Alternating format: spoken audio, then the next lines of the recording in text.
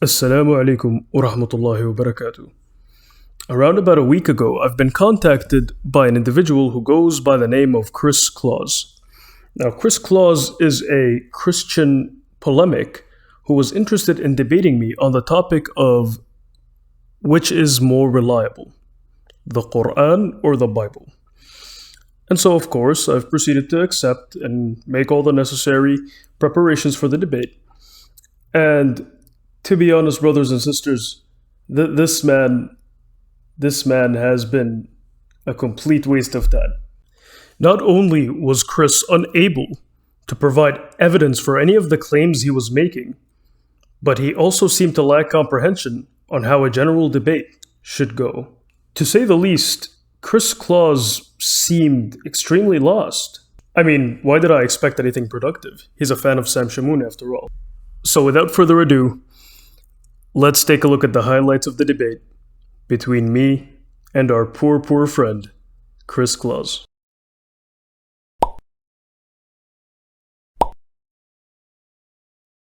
And you can go to Ahmad ibn Hanbal, and he says, I heard my father say, Hafs ibn Suleiman, his hadiths are to be abandoned. And also you can get in Al-Qari, again I'll post all these references into the text. Hafs is said to narrate false hadiths. You can also look in Al-Qari as well. Hafs ibn Suleiman took from me and never returned it. He also said that Hafs used to take people's books and copy them.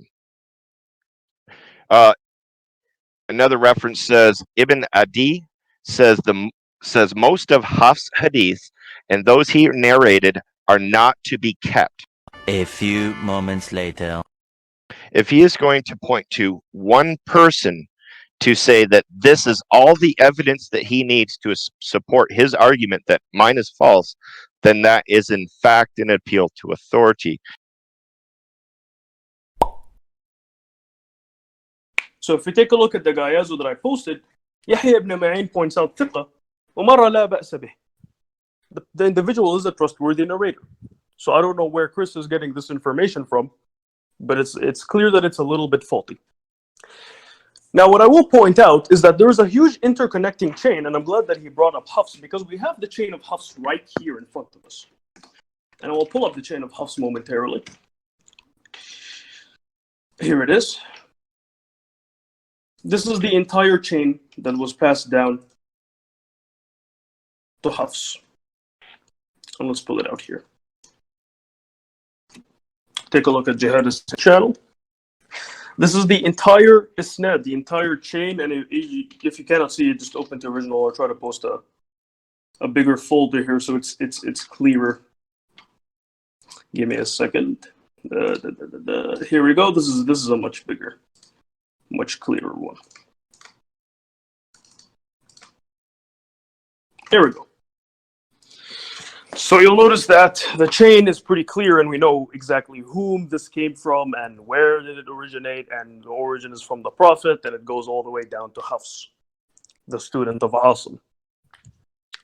But what did he actually present as actual evidence? What? It seems to me that jihadist has come unprepared. Hafs is a known liar, yet his Quran is what at least 95% of Muslims use. Flashback. His hadiths are to be abandoned. His hadiths are.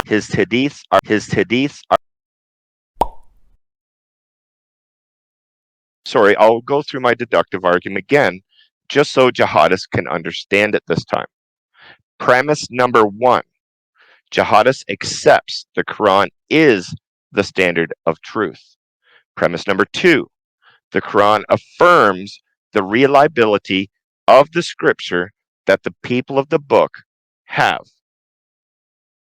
Conclusion, if the Quran is the standard for truth and the Quran affirms the reliability of the previous scripture, then jihadists must accept the previous scripture.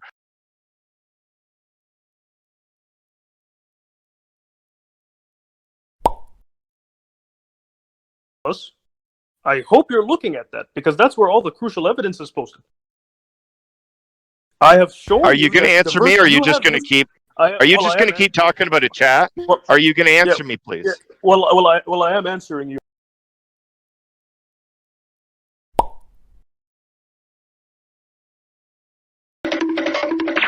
I had Muslims messaging me throughout the debate, telling me that I was beating them.